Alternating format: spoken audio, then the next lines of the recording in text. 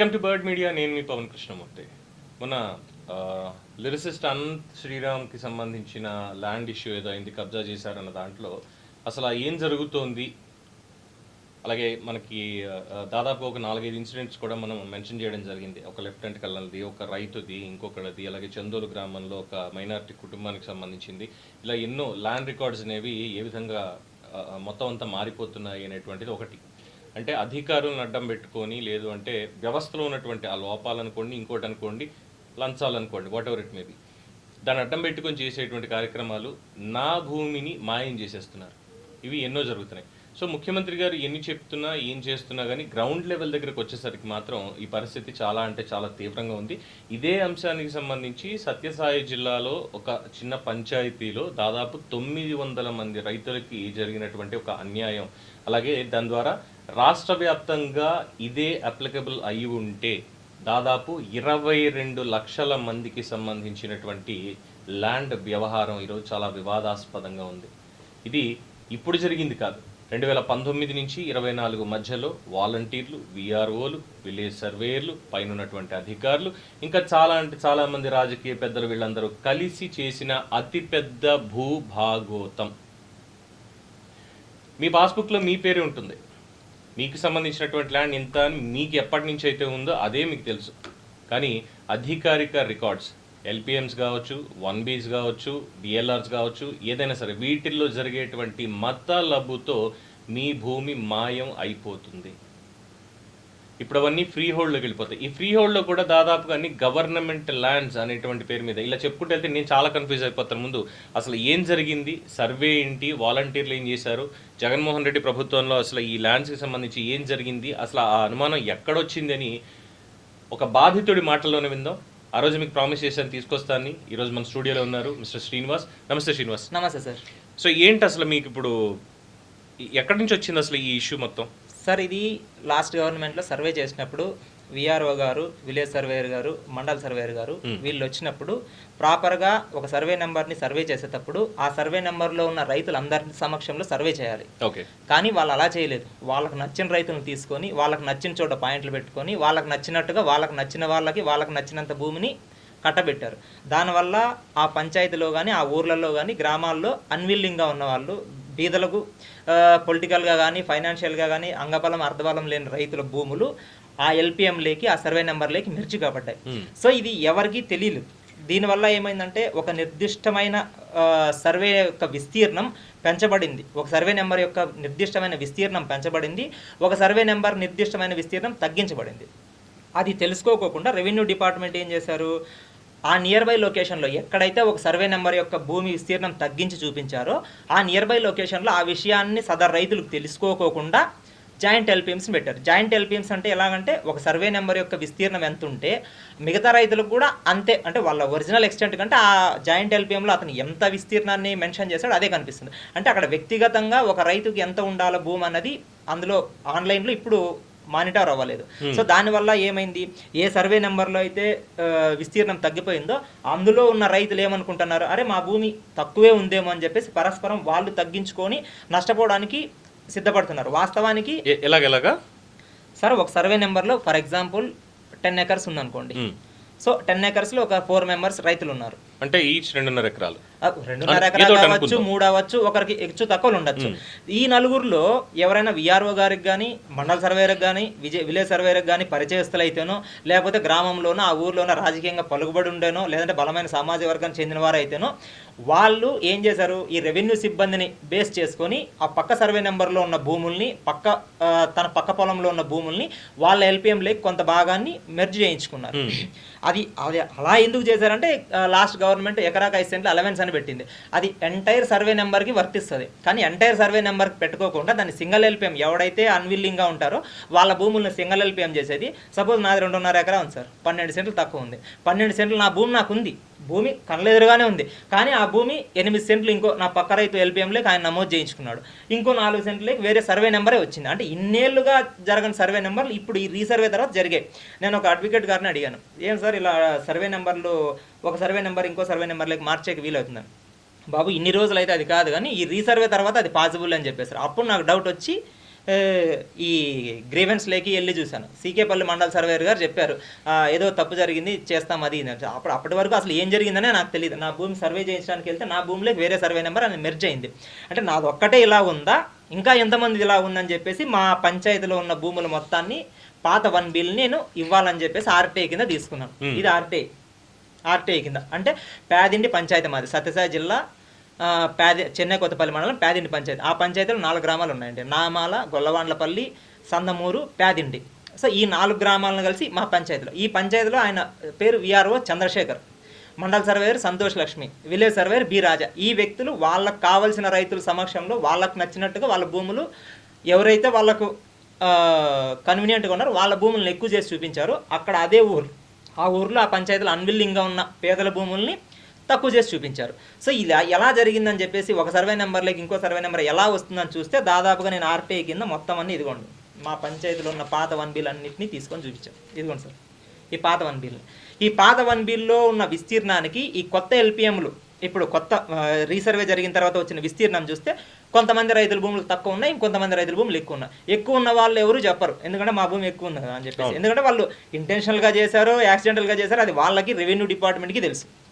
నష్టపోయిన రైతులు ఏం చేస్తున్నారు, కలెక్టరేట్ల చుట్టూ తిరుగుతున్నారు, మండల సర్వేయర్ చుట్టూ, విఆర్ఓల చుట్టూ తిరుగుతున్నారు. కానీ అక్కడ గ్రౌండ్ రియాలిటీ ఏమంటే ఏ రైతుకు కూడా న్యాయం జరగలేదు. సో వాళ్ళ భూములు అలాగే ఉన్నాయి. సో ఇలా ఏం జరిగిందంటే ఇది ఈజీగా తెలుసుకోకుండా జాయింట్ ఎల్పిఎంస్ పెట్టారు. సో ఒక ఎల్పిఎంలో జాయింట్ ఎల్పిఎంలో 80 మంది ఉన్నారు, మా పంచాయతీలోనే 50 మంది ఉన్నారు, 150 మంది కూడా ఉన్నారు. సో అదే సర్వే నెంబర్లో ఒక రైతుకు సంబంధించిన ఏ 10 సెంట్లో 20 సెంట్లో అతను సబ్ డివిజన్ చేసుకోవాలంటే అందులో ఉన్న ఆ ఎల్పిఎంలో ఉన్న ప్రతి రైతు ఎండార్స్మెంట్ తీసుకోవాల్సి వస్తుంది. దాంట్లో ఇంటెన్షనల్గా చేశారు కాబట్టి ఈ రైతుకు వాళ్ళు సహకరిస్తారని గ్యారంటీ కూడా లేదు. అప్పుడు ఏమవుతుందంటే ఈ రైతు అతని ల్యాండ్ని కోల్పోవాల్సి వస్తుంది. సో దీనికి పరిష్కారం ఏం చేయాలంటే స్టేట్ వైడ్ ఇలాంటి జాయింట్ ఎల్పిఎంస్ మొత్తాన్ని గవర్నమెంట్ రద్దు చేయాలి, లేదా మొత్తం రీసర్వే ఫస్ట్ నుంచి చేయాలి. సో ఈ డిఎల్ఆర్ను రద్దు చేసి ఆ జాయింట్ ఎల్పిఎంస్ని రద్దు చేస్తేనే అందులో ఉన్న పేద రైతులకు న్యాయం జరుగుతుంది. సో ఇలా స్టేట్ వైడ్ మొత్తం ఎంతమంది రైతులు ఉంటారు సార్? మా పంచాయతీలో 900 మంది రైతుల దాకా ఉన్నారని చెప్పారు. స్టేట్ వైడ్గా అయితే నేను న్యూస్లో చూశాను 22 lakhs దాకా ఫ్రీ హోల్డ్ భూములు ఉన్నాయి. సో ఫ్రీ హోల్డ్ భూముల్లో మొత్తం అన్ని చోట్ల ఇదే రకమైన విధానాన్ని అవలంబించారా, లేదంటే అక్కడ ఇంకా ఏమైనా వేరే కారణాలు ఉన్నాయనేది మనము ఆ లొకాలిటీలో ఉన్న అంటే నాకు చిన్న క్లారిటీ చెప్పండి. ఇప్పుడు మీరు చెప్పిన దాన్ని బట్టి చూస్తే సైదయ్య అని చెప్పి ఒక రైతు వచ్చారు. ఓకే, ఫస్ట్ నేను ఈ ఇష్యూ తీసుకున్నప్పుడు ఫస్ట్ మనకు వచ్చినటువంటి రైతు, ఆయనకి ఈవెన్ ఆర్డీఓ గారు కూడా గ్రీవెన్స్ కి దానికి ఏదో వెళ్తే ఈ భూమి అతందే అని చెప్పి కూడా ఇవ్వడం అయింది. బట్ ఎంఆర్ఓ అక్కడ ఇచ్చేయలేదు. అయితే అతను వచ్చి చెప్పింది ఈ సర్వే నెంబర్ దగ్గరికి వచ్చేసరికి వాళ్ళకి సంబంధించి సర్వే నెంబర్ 1 అని అనుకుందాం, ముందు నుంచి వాళ్ళ తరాల నుంచి చేస్తున్నటువంటిది. సడన్ గా ఇంకో సర్వే నెంబర్ అక్కడికి వచ్చేసింది. అట్ ది సేమ్ టైం ఈ సర్వే నెంబర్ ఎక్కడో కొండల్లో గుట్టల్లో చూపిస్తుంది. అంటే ఇన్నాళ్ళు కూడా ఇక్కడే పంట పండించి ఇక్కడే ఉండి వీళ్ళు చేసినటువంటిది పన్ను కట్టడం అంతా ఇదే సర్వే నెంబర్ అని చెప్పారు. దాదాపు 100 సంవత్సరాల పైచిలకు అక్కడి నుంచి వాళ్ళు చేస్తూనే ఉన్నారు.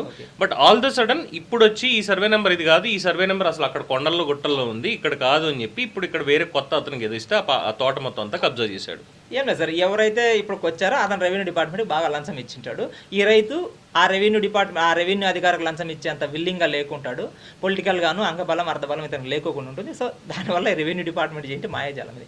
సో గ్రౌండ్ రియాలిటీ అనేది వాస్తవంగా పై అధికారులు అంటే ఉన్నత స్థాయి మంత్రులు కానీ ఉన్నత స్థాయి నేతల వరకు ఇది వెళ్ళట్లేదు. అసలు ఏం జరిగింది అనేది వాళ్ళు గ్రౌండ్ రియాలిటీ అనేది వాళ్ళకి ఒకసారి అర్థమైతే దీన్ని ఎలా చేయొచ్చు అనేది వాళ్ళకు ఒక అవగాహన వస్తుంది సార్. ఈ జాయింట్ ఎల్పిఎంస్ ఉంటే ఒక రైతు తన 20 సెంట్ల భూమి కావచ్చు, 30 సెంట్ల భూమి కావచ్చు, ఎకరం కావచ్చు, అరెకరం కావచ్చు, ఒక ఎల్పిఎంలో 50 మంది ఉన్నారనుకోండి, ఆ రైతు తన భూమిని సబ్ డివిజన్ చేసుకోవాలంటే ఆ మొత్తం అందరు రైతులతోనూ సంతకాలు తీసుకోవాలి. వాళ్ళ అనుమతి తీసుకుంటే తప్ప అతని భూమి ఇండివిజువల్గా సబ్ డివిజన్ అవ్వదు. ఆ సబ్ డివిజన్ అవ్వకపోతే ఏమవుతుందంటే అతను అమ్మడానికి వీలు ఉండదు, దాన్ని కొనడానికి వీలు ఉండదు, అసలు అతనికి నిర్దిష్టంగా అతని పాస్బుక్ కూడా రాదు, వచ్చినా తప్పులు తడగ్గా వస్తుంది. సో ఈ 1 బిల్ రాకపోతే ఏమవుతుందంటే ఈ క్రాప్ లోన్ రెన్యూవల్స్ చేసుకోవాలన్నప్పుడు కూడా ఆ వైట్ 1 బిల్ తీసుకొనేసి 1 బిల్ రాక మళ్ళీ విఆర్ఓ మండలాఫీసుల చుట్టూ తిరిగి ఆడ సంతకాలు తెచ్చి బ్యాంకుల్లో ఈ పంట సహకార రుణాలు కూడా రెన్యూవల్ చేయాల్సి వస్తుంది. సో ఈ జాయింట్ ఎల్బిఎంస్ చేయడం వల్ల ఏమైందంటే పక్కా మోసం జరిగింది. మా పంచాయతీలో నేను జాయింట్ ఎల్బిఎంస్ అసలు ఎందుకున్నాయి ఇలా అని చెప్పేసి కొద్దిగా చూస్తే ఎక్కడెక్కడైతే మా గత విఆర్ఓ చంద్రశేఖర్ అనే వ్యక్తి ఎక్కడెక్కడైతే జాయింట్ ఎల్బిఎంస్ పెట్టాడో అక్కడ దానికి నియర్ బై లొకేషన్లో ఇదిగోండి ఇక్కడ చూపిస్తాను, ఆ నియర్ బై లొకేషన్లో ప్రభుత్వ భూములు ఉన్నాయి. అంటే ప్రభుత్వ భూములను కొట్టేయడానికి రెవెన్యూ అధికారులు స్థానిక నాయకులతో కలిశారా, లేదంటే ఇంకా ఏమైనా పర్సనల్ ఎజెండా ఉందని నాకు తెలియదు సార్.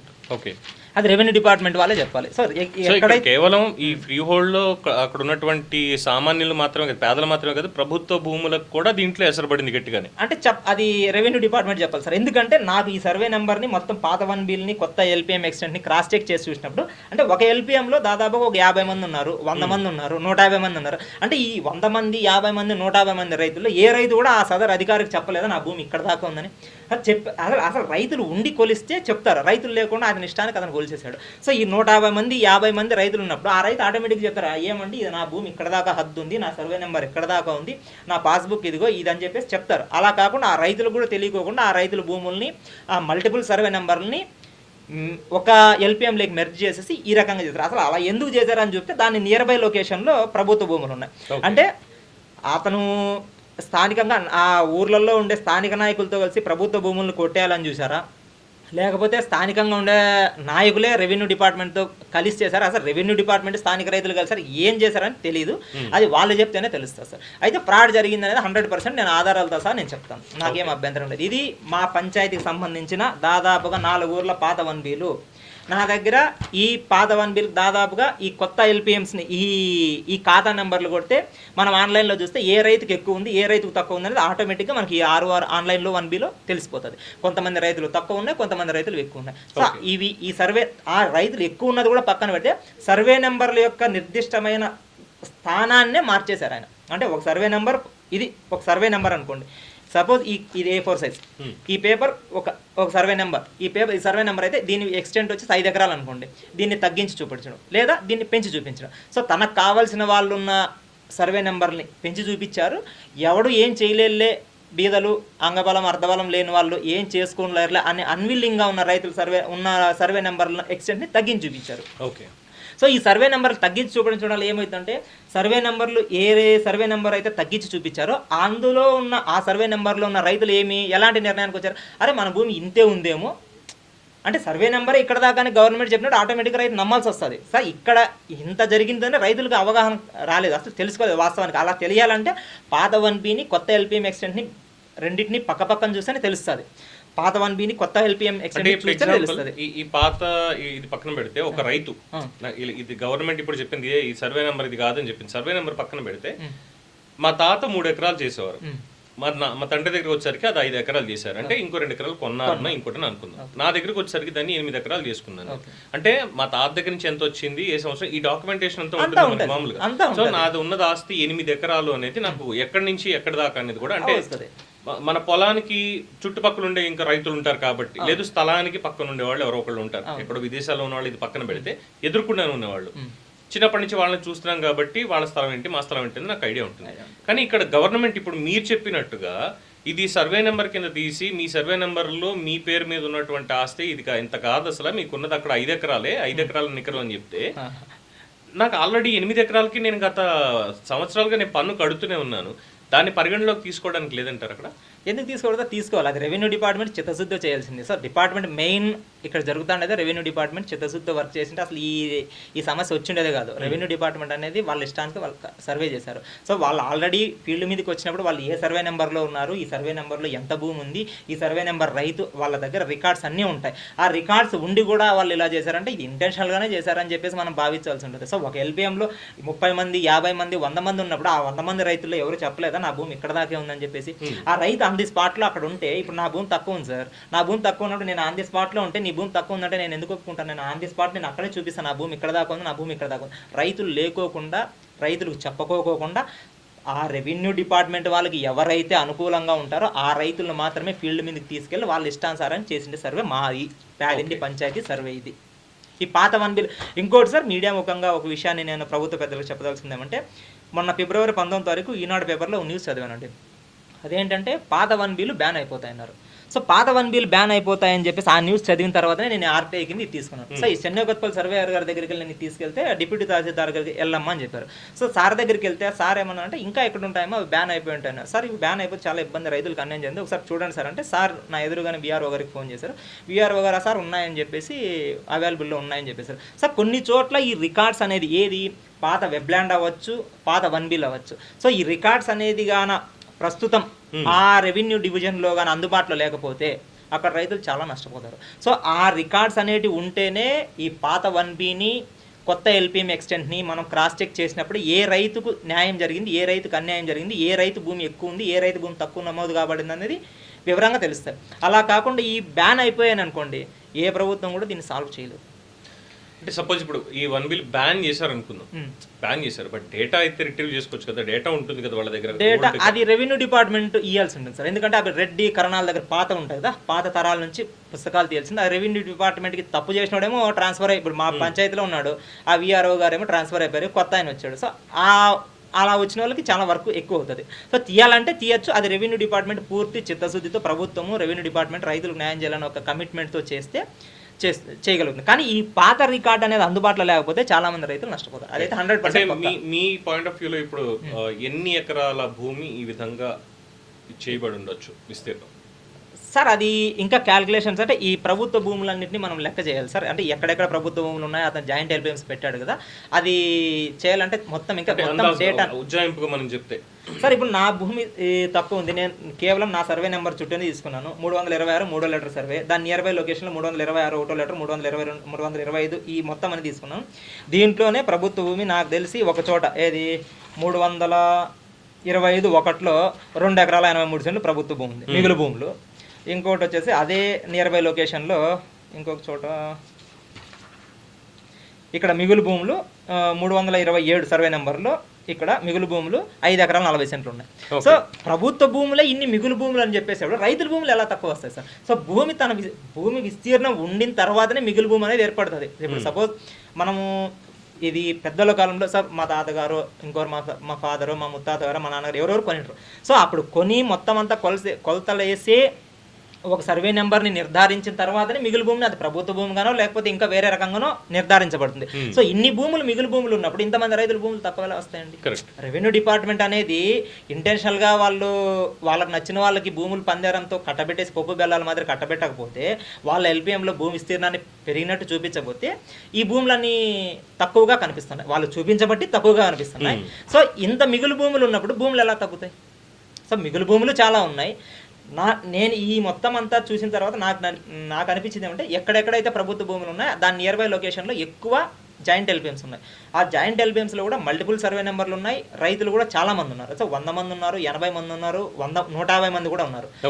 సో ఇక్కడ ఏమన్నా ఇంటెన్షనల్గా చేశారని నాకు ఒక డౌట్ మాత్రమే ఉంది, నేను షూర్గా దీన్ని చెప్పలేను. అది రెవెన్యూ డిపార్ట్మెంట్ని విచారణ చేస్తే, ఈ సర్వే చేసిన వ్యక్తుల్ని విచారణ చేస్తే ప్రభుత్వం అప్పుడు నిజం తెలుస్తుంది సార్. సో ఓవరాల్ దిస్ కాన్సెప్ట్లో ఎంతమందిని ఇన్వాల్వ్ చేయాలి? లైక్ ఇప్పుడు మీరు చెప్పారు పంచాయతీ సెక్రటరీ అంటే మన విలేజ్ సర్వేయర్ దగ్గర నుంచి మొదలు పెడితే డిస్ట్రిక్ట్ కలెక్టర్ వరకు కూడా.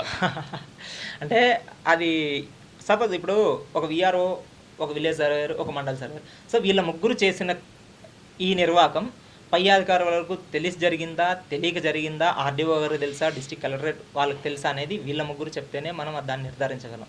సో ఇప్పుడు నేను 100% షూర్గా చెప్పగలను, మా పంచాయతీలో విఆర్ఓ చంద్రశేఖర్ గారు, విలేజ్ సర్వేయర్ బి రాజా గారు, ఇప్పుడు ప్రస్తుతం మండల సర్వేయర్గా ఉంది సీకేపల్లి మండల సర్వేయర్ శ్రీ సంతోష్ లక్ష్మి. సో వాళ్ళ ముగ్గురు కలిసి ఇంటెన్షనల్గా చేశారని నేను ఎక్కడైనా చెప్తాను, ఏ మీడియా ముఖంగా చెప్తాను, 100 మంది ముందని చెప్తా, 1000 మంది ముందని, 1,00,000 మంది ముందు, ఎందుకంటే నా దగ్గర ఆధారాలు పక్కాగా ఉన్నాయి. సో ఆధారాలు పక్కాగా ఉన్నప్పుడు నేను స్ట్రైట్గా మాట్లాడుతాను. ఆధారాలు ఇప్పుడు నాకు ఆర్డీఓ గారా, కలెక్టర్ గారా వాళ్ళు ఎలా చేశారని నాకు తెలియదు కాబట్టి నేను దాన్ని వివరంగా నేను చెప్పలేను. సో దీనికి సొల్యూషన్ ఏంటి? ఇప్పుడు గవర్నమెంట్ ఏం చేయాలి సార్? దీనికి సొల్యూషన్ అంటే ఒకటి సార్, అన్కండిషనల్గా ఇప్పుడున్న ప్రభుత్వం జాయింట్ ఎల్పిఎంస్ ఏవైతే ఉన్నాయనుకోండి, ఆ ఎల్పిఎంస్ మొత్తాన్ని రద్దు చేస్తే దాదాపుగా 80% రైతులు ఫ్రీ అయిపోతారు. సో దాంతోపాటు సింగిల్ ఎల్పిఎంలో వాళ్ళ నిర్దిష్టమైన విస్తీర్ణం కంటే ఎక్కువ విస్తీర్ణం గల రైతులు ఎవరైతే ఉన్నారో వాళ్ళ పక్క రైతులకు కానీ సహకరించి, లేదా రెవెన్యూ డిపార్ట్మెంట్కి వాళ్ళు తెలియజెప్పి, లేదా రెవెన్యూ డిపార్ట్మెంటే వాళ్ళ కన్సల్ట్ అయ్యి మీ భూమిలో ఇంత ఎక్కువ ఉంది కాబట్టి మీరు తీసుకొని మిగతాది ఎవరైతే నష్టపోయారో వాళ్ళ రైతులకు ఇవ్వాలని చెప్పేసి వాళ్ళకి చెప్పి చేస్తే సరిపోతుంది. అలా కాకోకుండా ఈ గ్రౌండ్ లెవెల్లో ఈ పాత రికార్డులను తీసుకోకుండా ఓన్లీ కొత్త రికార్డుని బేస్ చేసుకొని మాత్రమే దీన్ని రీసర్వే చేయాలన్నా, ఈ ప్రాబ్లమ్ని కన్క్లూడ్ చేయాలన్నా మాత్రం అది జరగని పని. ఎందుకంటే ఆల్రెడీ మనం ఒక రాంగ్ ట్రాక్ని పట్టుకొని రైట్ డెస్టినేషన్ మనం ఎప్పుడు రీచ్ అవ్వాలి. సో మనం రైట్ ట్రాక్ని పట్టుకుంటేనే రైట్ డెస్టినేషన్ రీచ్ అవ్వగలం. సో తప్పుడు దారిలో నడిచి మనం మన గమ్యస్థానాన్ని అయితే చేరుకోలేం. సో ఈ పాత రికార్డ్స్ 100% కావాలి. వెబ్ల్యాండ్ పాత 1Bని తీసుకొని కొత్త ఎల్పిఎం ఎక్స్టెంట్ని క్రాస్ చెక్ చేస్తే ఎక్కడ భూమి తక్కువ ఉంది, ఎక్కడ భూమి ఎక్కువ ఉందని తెలిసిపోతుంది. ఏ రైతుకు తక్కువ ఉంది, ఏ రైతుకి ఎక్కువ ఉంది, ఒక సర్వే నెంబర్లో ఎంతమంది రైతులు ఉన్నారు, ఆ సర్వే నెంబర్ విస్తీర్ణం ఎంత, ఆ సర్వే నెంబర్ ఇంకా ఎంత దూరం అంటే ఎంత మేరకు దాన్ని పెంచబడింది, ఎంత మేరకు తగ్గించబడింది అనేది ఈ పాత 1Bలు అనేటివి తీసుకొని చూస్తే ఓల్డ్ 1Bs కొత్త ఎల్పిఎం ఎక్స్టెంట్ని క్రాస్ చెక్ చేసి ప్రభుత్వం దాన్ని రైతులకు న్యాయం చేయాల్సిన అవసరం ఉంటుంది. సో అలా చేయాలంటే ఈ దీంట్లో ఇంకోటి సార్, ఒక ఎల్పిఎంలో దాదాపు ఫర్ ఎగ్జాంపుల్కి నాది ఉంది సార్, నాది ఒక 20 సెంట్లు ఒక జాయింట్ ఎల్పిఎంలో ఉందనుకోండి, అందులో ఒక 50 మంది 100 మంది ఉన్నారనుకోండి, ఆ 20 సెంట్లు నేను నా బుక్లోకి ఎక్కించుకోవాలన్నా, నా పాస్బుక్లోకి ఎక్కించుకోవాలన్నా, దాన్ని సబ్ డివిజన్ చేసుకోవాలన్నా ఆ ఎల్పిఎంలో ఎంతమంది ఉన్నారో అంతమంది ఎండార్స్మెంట్ నేను తీసుకోవాల్సి వస్తుంది. సో అక్కడ ఇంటెన్షనల్గా వాళ్ళు క్రైమ్ చేసినప్పుడు ఇంటెన్షనల్గా భూమిని ఆక్యుపై చేయాలనే ఉద్దేశంతోనే చేసినప్పుడు ఎవడు కూడా సహకరించడు దానికి.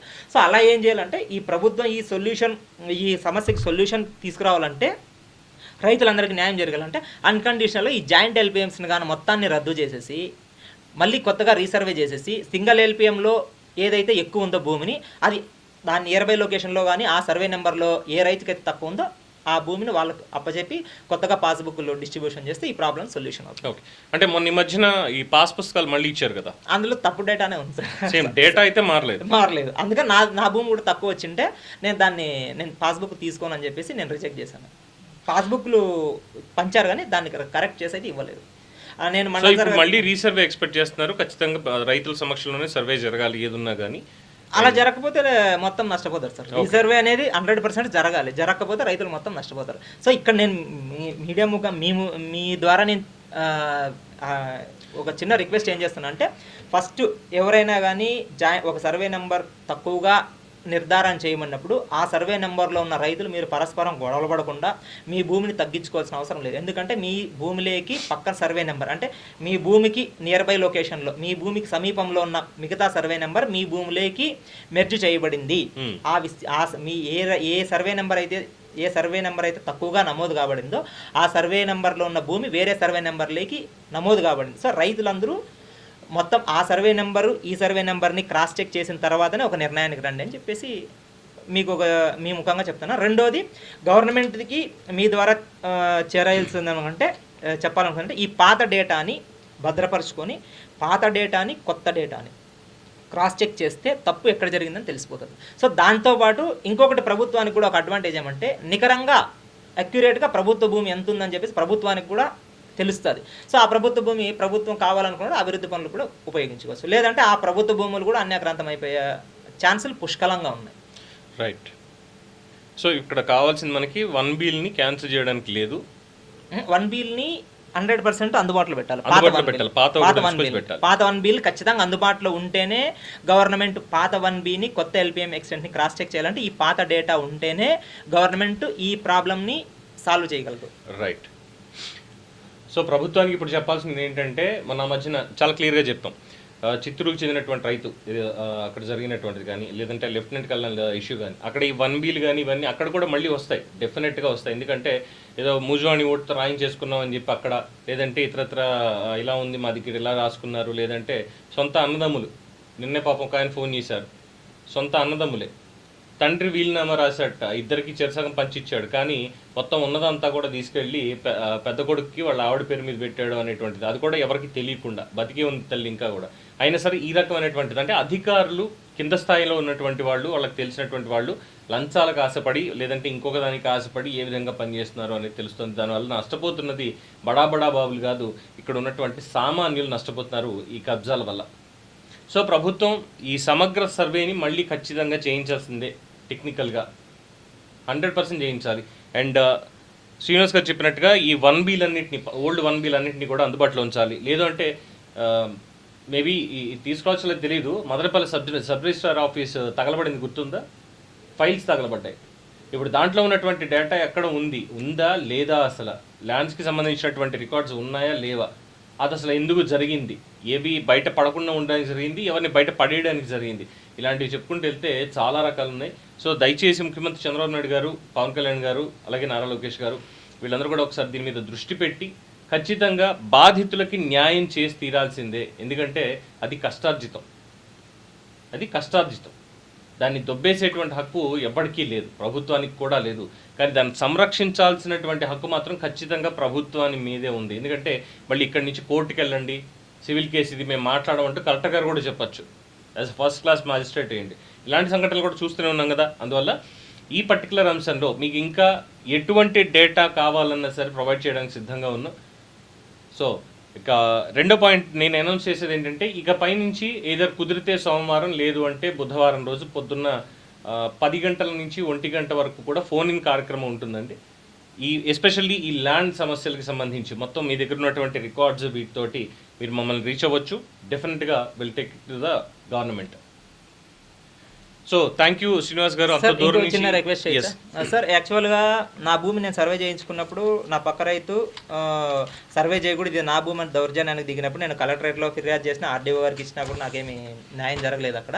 సో నేను లోకాయుక్తలో కంప్లైంట్ ఇచ్చాను. సో ఈ సందర్భంగా ఇది లోకాయుక్త నేను ఇచ్చిన కంప్లైంట్. సో ఈ గవర్నమెంట్కి ఇంకొక చిన్న రిక్వెస్ట్ మీ ద్వారా చేసుకుంటున్నాను సార్. ఇప్పుడు అన్యాయం జరిగినప్పుడు రెవెన్యూ డిపార్ట్మెంట్లో కానీ పోలీస్ డిపార్ట్మెంట్లో కానీ కాస్త పారదర్శకత అనేది లోపించినప్పుడు రెవెన్యూ అయితే లోకాయుక్తకి వెళ్తాం, క్రిమినల్ కేసులు అయితే హ్యూమన్ రైట్స్ కమిషన్కి వెళ్తాం. సో దయచేసి ఈ క్వాషీ జ్యుడిషియరీస్ని కొంచెం యాక్టివ్గా వీలైతే మోర్ ఫోకస్డ్గా పనిచేసేలా ప్రభుత్వం చర్యలు కానీ తీసుకుంటే. రెండోది హ్యూమన్ రైట్స్ కమిషన్కి జడ్జి గారు లేక దాదాపు 2.5 years అయిందని చెప్పేసి అక్కడ నేను కంప్లైంట్ చేయడానికి వెళ్ళినప్పుడు చెప్పారు. లోకాయుక్త కూడా లక్ష్మారెడ్డి సార్ జడ్జిగా ఉన్నారని చెప్పారు, బట్ వారు రిటైర్ అయ్యారా పదవిలో ఉన్నారనేది నాకు కరెక్ట్గా తెలియదండి. నేను కంప్లైంట్ ఇచ్చాను. సో దయచేసి గవర్నమెంట్ నేను చిన్న రిక్వెస్ట్ చేస్తాను మీ ద్వారా, ఏమంటే హ్యూమన్ రైట్స్ కమిషన్ని లోకాయుక్తని మీరు ఎఫెక్టివ్గా యాక్టివ్ చేయగలిగితే చాలా సమస్యలు, అంటే రెవెన్యూ డిపార్ట్మెంట్లోనూ మనం పారదర్శకతను తిరిగి తీసుకురావచ్చు. కొన్ని చోట్ల, అన్ని చోట్ల కాదు సార్, ఎక్కడైతే డిపార్ట్మెంట్ ఫెయిల్ అయిందంటే అక్కడ మనం ఆ డిపార్ట్మెంట్ సదరు అధికారుల మీద లోకాయుక్తకో హ్యూమన్ రైట్స్కి అనేది పోతే ఎక్కడైతే సిస్టమ్ అనేది ఆ అధికారులు ఫెయిల్ అయ్యారో అక్కడ మనం ఒక పారదర్శకత అనేది ప్రజలకు తీసుకొచ్చి న్యాయం చేసే ఒక వెసులుబాటు అయితే దొరుకుతుంది sir. So thank you Srinivas గారు. అంత దూరం నుంచి వచ్చి మీ సమస్యను మీది మాత్రమే కాదు, మీ పంచాయతీలో ఉన్నటువంటి సమస్యని తద్వారా రాష్ట్ర వ్యాప్తంగా కూడా ఇలాగే జరుగుతుంది అనుకోకపోయినా జరిగే అవకాశాలు ఉన్నాయనేటువంటిది చాలా పెద్ద ఇష్యూని ఈరోజు బయటపెట్టారు. సో ప్రభుత్వానికి కూడా చెప్పాల్సింది మీరు క్లియర్గా చెప్పారు. ఇక ప్రభుత్వం, ఆంధ్రప్రదేశ్ ప్రభుత్వం, ముఖ్యమంత్రి వర్యులు నారా చంద్రబాబు నాయుడు గారు మీ చేతుల్లోనే ఉంది డెసిషన్ అనేది. అలాగే కొన్ని డాట్స్ కనెక్ట్ చేస్తా. ఫస్ట్ మదనపల్లి సబ్ రిజిస్ట్రార్ కార్యాలయం మాట్లాడుకున్నాం కదా, దట్స్ వన్. తర్వాత మాజీ చీఫ్ సెక్రటరీగా పనిచేసినటువంటి జవహర్ రెడ్డి, ఆయనతోటి ఐఏఎస్ల మీటింగ్, దీన్ని ఒకసారి కూడా కనెక్ట్ చేసుకోండి. అండ్ ప్రాబబ్లీ ఇలా చెప్పుకుంటూ వెళ్తే ఇంకొన్ని ఉంటాయి, బట్ ఈ రెండింటికి ఇక్కడ పెట్టచ్చు. ఎందుకంటే తర్వాత ఈడీ కూడా కేసు నమోదు చేసి నడిపిస్తుంది కాబట్టి ఆంధ్రప్రదేశ్లో భూములకు సంబంధించి నేతలకి ఏమాత్రం తెలియకుండా జరుగుతున్నటువంటి భాగవతం ఇది. 2019 నుంచి 2024 వరకు ఇదే జరిగింది. వాలంటీర్లని తిట్టేశారు, ఇంకోటి అన్నారు సారా, వాలంటీర్లు చేసినటువంటి పని ఇగో ఇది. అండ్ విఆర్ఓలు, అప్పుడున్నటువంటి విఆర్ఓలు కావచ్చు, విలేజ్ సెక్రటరీలు కావచ్చు, పంచాయతీ సెక్రటరీలు కావచ్చు, ఈ సర్వేలు వీటికి సంబంధించి సర్వేకి రాళ్ళు వేశారు కదా, రాళ్ళకు ఒక్కొక్క దానికి ఎంతో ఖర్చు పెట్టారు అప్పట్లో. సార్ మా ఊర్లో రాళ్ళు బాధేటప్పుడు ఏ రైతు కూడా లేడు సార్, వాళ్ళు ట్రాక్టర్లో వచ్చారు, ట్రాక్టర్లో వచ్చి వాళ్ళకి ఇష్టం వచ్చిన చోట రాళ్ళు బాధేసిపోయారు. అది సంగతి. అసలు ఏ రైతు కూడా రాళ్ళు పాతినప్పుడు ఏ రైతు కూడా ఫీల్డ్ మీద లేరండి. నేను కల్లారా చూశాను. మా ఇంటి చుట్టూ దాదాపుగా చాలా పొలాలు ఉన్నాయి. ట్రాక్టర్లో వచ్చారు, రాళ్ళు వేసుకొచ్చారు, వాళ్ళకి నచ్చిన చోట పాతేశారు, వెళ్ళిపోయారు. సో మనం అనుకున్నట్టే, ముందు నుంచి కూడా దీంట్లో ఆరోపణలు చేస్తున్నట్టే, రాయి పాతామా ఆస్తి మంది కాదు, అదే జరిగింది. సో ఈ ప్రభుత్వం ఇప్పుడు ట్రాన్స్పరెన్సీగా చేస్తున్నాం ఇది అని ముఖ్యమంత్రి గారు చెప్తున్నారు కాబట్టి మీరు ట్రాన్స్పరెన్సీగా ఉన్నారు సార్, కానీ వ్యవస్థ ట్రాన్స్పరెన్సీగా లేదు. We want the entire system should be transparent under your guidance, your ruling. ఇది మాత్రం ప్రభుత్వం తీసుకెళ్ళాలి. అండ్ ప్రభుత్వానికి దీనికి సంబంధించినటువంటి ఇంకా ఎటువంటి డీటెయిల్స్ కావాలన్నా we are ready to provide. So ఇది మొదటి అధ్యాయం మాత్రమే, త్వరలో పెద్ద యుద్ధమే జరుగుతుంది దీని మీద, సామాన్యులేదు. దీని మీద మీ అభిప్రాయం తెలియచేయండి. చూస్తూనే ఉండండి ది బర్డ్ మీడియా.